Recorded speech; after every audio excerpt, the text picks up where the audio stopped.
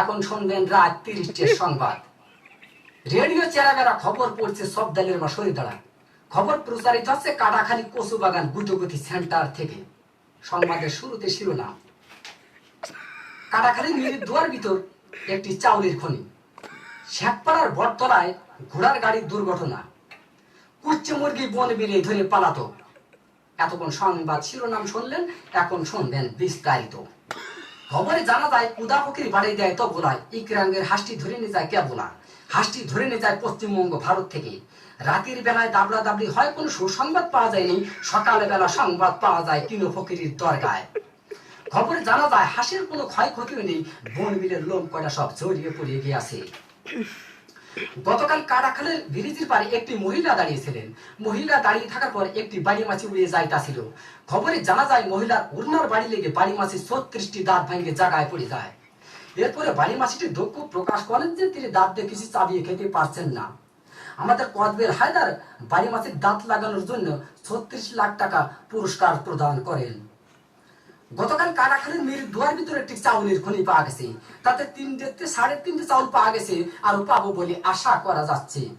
এসব চাউল তোলার জন্য আমাদের শেখপাড়ার মণিকুমার যত করি সব ঠিক করা হয়েছে। আমাদের আমরা আলী বলেছেন এই চাউল বাংলাদেশে থাকলে পারে বাংলাদেশের অভাবনটন বেশি পরিমাণ বেড়ে যেতে পারে। এই জন্য এই চাউল বিদেশে যাবে বলে ৪টি পোস্টার জাহাজ আমাদের কাটাখালের ব্রিজ ঘাটায় ঘষাঘষি করিতেছে।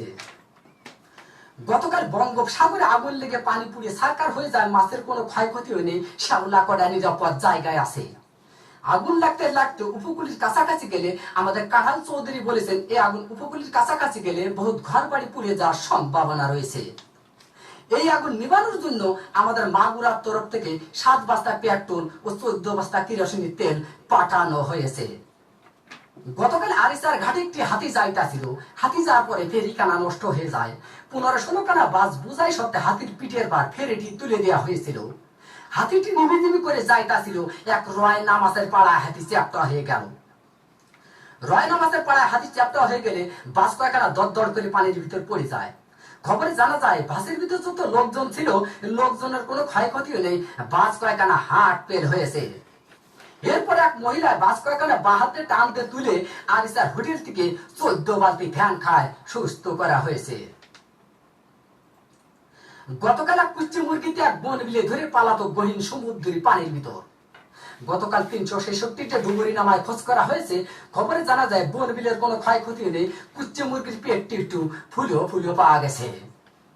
আমাদের কাটাখালীর বিন্দু ডাক্তার কুচ্চে মুরগিটি মগির নতুন হাসপাতালে ভর্তি করে কুচ্চে মুরগির পেট অপারেশন করে ৩ মণ ও ৩.৫ মণ চাউল পাওয়া গেছে, আরো পাবো বলে আশা করা যাচ্ছে।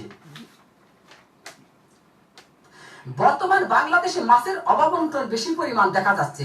এর একমাত্র কারণ বুড়িগঙ্গা নদী দিয়ে একটি মায়াবড়ি জাহাজ যাইতেছিল। এক কাইলে মাছের সাথে অ্যাক্সিডেন্ট হয়ে মায়াবড়ি জাহাজটি পানির ভিতর ভাঙকে চুরে পড়ে যায়। খবরে জানা যায় জাহাজের ভিতর যত মায়াবড়ি ছিল মাছে খাইয়ে মাছের সন্তানাদি বন্ধ হয়ে যাওয়ার কারণে বর্তমান বাংলাদেশে মাছের অভাবন্টন বেশি পরিমাণ দেখা যাচ্ছে। গতকাল শেখপাড়ার বটতলায় এক ঘোড়ার গাড়ির চাকা বাস্ট হয়ে ৬০০ মানুষ নিহত, আর কতজন আহত হয়েছে। আহতদেরকে জ্যান্ত পুঁতিয়ে ফেলা হয়েছে আর নিহতদেরকে মগির নতুন হাসপাতালে ভর্তি করা হয়েছে।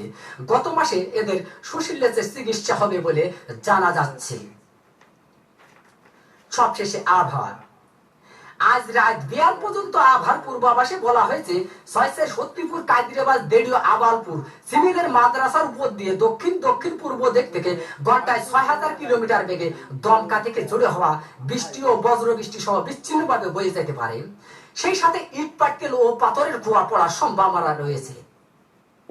এইসব এলাকার বাস, ট্রাক, মাইক্রো ও কার গাড়িকে ১ নম্বর সতর্কতা সংকেত দেখিয়ে যেতে বলা হয়েছে।